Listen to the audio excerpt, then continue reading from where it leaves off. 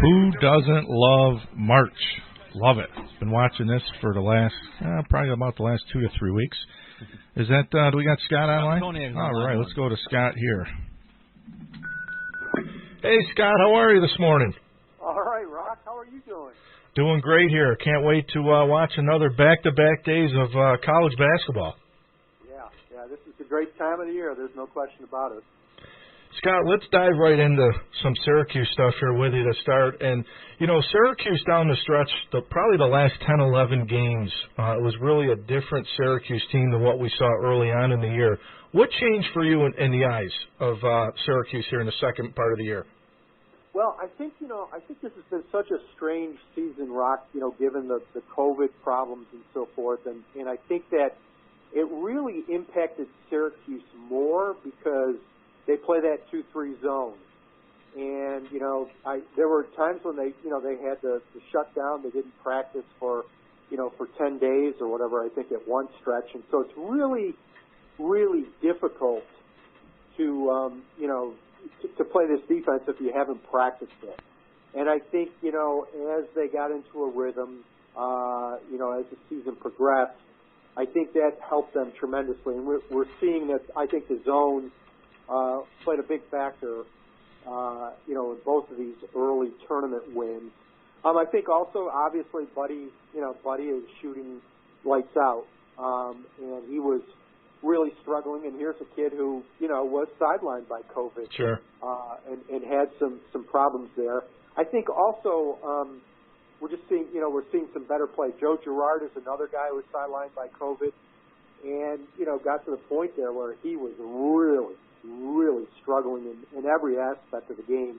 And I think he's come along, and I think that Jim had to utilize his bench a little bit more than maybe he's used to, and I think that some of these guys are starting to mature and playing better together. So I think there's been a number of factors for them getting hot, but I do think the fact that they finally got some continuity going, and particularly in playing that zone, because again, it's like an offensive line, or a defensive secondary in football. You're only as strong as your weakest link, and if there's one breakdown in that zone, it's an easy basket. And Scott, when you talk about Buddy, I mean, if you include the ACC tournament, what he's done in the NCAA tournament, he's averaging 28.5 points a game. But Syracuse in the 2 tournament games here so far, they've shot the 3-point ball better than they've shot it all year. Does Syracuse need to shoot it that way to beat Houston today? I think so. This is a pretty interesting matchup. Houston's Kelvin Sampson, I remember from his Oklahoma days, he's an aggressive defensive coach. And this, to me, from what I've seen, and again, I haven't seen a lot of Houston. We don't see a lot of Houston here on the East Coast and stuff, but from what I'm picking up on now is that this is a very, very aggressive defensive basketball team and stuff. So I think that, I think it's going to be important for Syracuse to hit those shots. Plus, let's be honest, with the zone, Syracuse is not a great rebounding team. So Houston's a team that is going to try to do what many other teams did and not allow that second shot. So I do think it's imperative. I mean, does Buddy have to hit 7 of 10 or whatever? No, but I do think that they have to have some consistency. They can't go out there and do what happened, to St. Bonaventure, unfortunately, in that first round game where, their star player is something like 3 for 18 from beyond the arc. So, they do have to hit, and I'm not saying they have to hit 50% or whatever, but they need to be probably in the, near the 40% range. And I think what's going to be interesting, Rock, to watch here, one of the matchups in little, games within a game I'm looking for is, they're gonna be right on top of Buddy, right? There's no question. Like, I mean, he's the hot hand, and so you're going to do whatever you can to deny him the ball or force him to have a difficult shot. And I think Marek Dolezaj comes into a big play here as a result of that. I think a little pick and roll, give and go. So Dolezaj is such a great passer and stuff, and he's a great screener, setting picks for Buddy. So I think that, they're going to come out, once the ball comes out to Buddy, and I think that it's imperative that Buddy, then, flips that pass back to Dolezaj, and I think Dolezaj is going to need to finish maybe a little bit more than usual, at least until he, takes some of that defensive pressure off Buddy. And, Scott, one of the things I was looking at, too, was, the 7 or 8 players that Coach Boeheim plays, they've played a lot of minutes so far in the NCAA tournament. A lot of them are averaging close to 30 minutes a game. Does fatigue come in at all, or do you think having the week off, the rest will help Syracuse? Because that's a lot of minutes. Yeah, Rock, this is Jim Boeheim. I mean, he's not going to change. He's always been a guy who plays a limited rotation. Even the national championship year, they went a little bit deeper. I think they went 8, maybe you could say. But I don't foresee it being a problem. I mean, again, as you said, the week off and stuff, they're not in class coming up here. I don't see that being a problem. I think the bigger problem becomes foul trouble, and that's obviously been a concern with Marek, and I just think that some of the guys behind, don't. They clearly can't fulfill the role that Marek does. I mean, because as Boeheim has said, like the offense kind of funnels through him. He's such a tremendous passer. He knows spacing on the court, how to distribute and so forth. So they really need to keep him on the floor. But as far as the minutes, this is the way Jim coaches. Absolutely. And for better or worse, this is the way it's been, and he's gonna go with it or go down with it. And, Scott, this is Statman here. I just had a quick question here for you. It's something that's been kind of I've been trying to scratch my head over this over the past 2 or 3 games here. What's happened to Alan Griffin? I mean, I know coming in he was asked to do more than he normally would do at Illinois, but he had shown flashes throughout the season where he can put up points and really contribute in a serious way. What do you think has been the biggest problem that you've seen with Alan Griffin recently here? Yeah, well, I mean, it's a great question, and I wonder that myself. I think he had 3 points, right? Like, yeah. And we talk about minutes. He saw, he got 3 points in 26, 27 minutes or whatever the last game. I don't know. He's kind of been kind of the doghouse guy, it seems, at times. Where he's disappeared. And I think part of it was earlier, just defensive lapses that Boeheim's just not going to tolerate and can't afford to tolerate in the zone. And so you'll see a quick hook or whatever if you're not willing to do that. But I think that I think Griffin's he's going to be one of those kind of unsung guys, I think, tonight, who is going to need to help them out. He's going to have to help Quincy Guerrier out on the boards, I think, because again, Syracuse is not a great rebounding team, and they can't have like this incredibly lopsided disparity in the rebounding totals if they're going to win this game, unless of course they're shooting, again 70% or something, and I just, you can't count on that every game to be, continue to be this hot with your shots and so forth. So I don't know. I think part of it is, I've noticed through the years, like if you lapse on defense and stuff, and allow some easy scores and this and that, or you're just not, you're not in sync with it. Jim will get the hook out and not waste any time putting somebody in. And guys do get in coaches' doghouses, and I've seen that through the years. Paul Harris. Yeah. Oh yeah.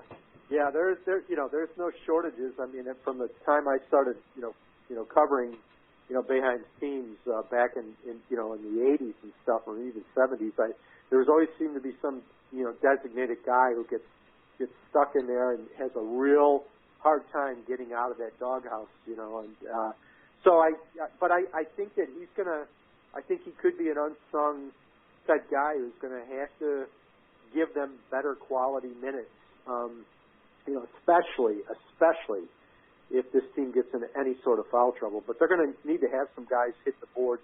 You know, Guerrier he's a beast. He's a really good defensive rebounder.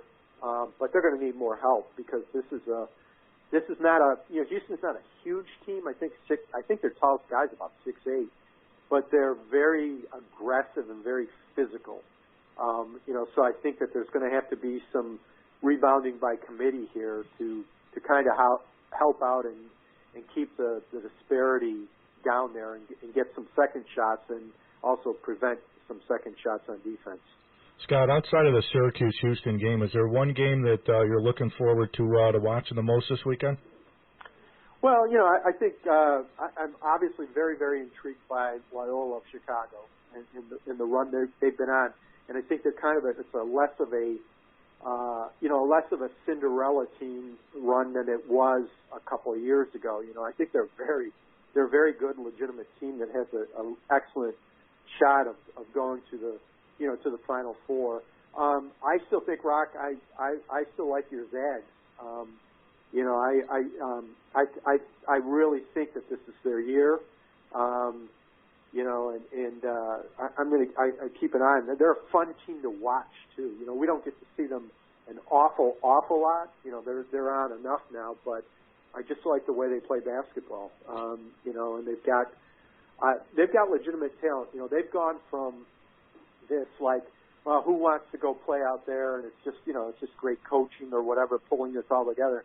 Those are legitimately talented players now. We just saw they just landed another 5-star recruit. So it's a destination place. It's not like just this. The mid-major stuff is gone now with the Zags. They are legit, and they're the team. Now, I had them playing Baylor. Baylor's another team. Yeah, same here. So, so I think that could be one heck of a national championship game if the chalk holds and so forth. But again, Loyola is interesting, and if Syracuse does get by Houston and Loyola wins, that would set up a very intriguing matchup there in the Elite Eight. Yeah, I think it's going to take a really good performance by anybody to beat Gonzaga. I mean, the last game for the Zags, Corey Kispert, they got 3 All-Americans on that team. Didn't play well, and Drew Timme, their big guy, had 30. So I think it's going to take a really special performance. But I almost think, Scott, that for the Zags to lose it, they're going to have to play really bad to lose.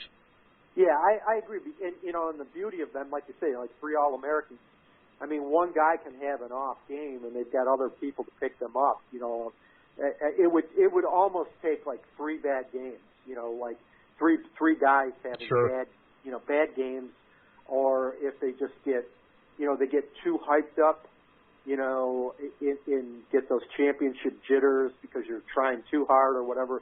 But I really don't see it. I think they are legit. Now, Baylor is not going to be an easy out. No, absolutely. And that's why I think that has the makings of a really, down to the wire, superb championship game that, we've been used to seeing in the, past 10, 15 years usually. There's been some pretty dynamic down to the wire games in the finals, So it's been an interesting tournament. I think it's been an interesting season, obviously, because of COVID and everything, and which I think has kind of contributed again to a little bit more madness than normal. You've got Syracuse being one of 4 double-digit seeds still alive. I think that's only been exceeded once in NCAA tournament history. I think there was about 10 years ago. I think there were 5 double-digit seeds reached this far. So. It's good. It's good to see, but I think we get to a point here where, the madness stops at some point. It's really hard for Cinderella to go all the way,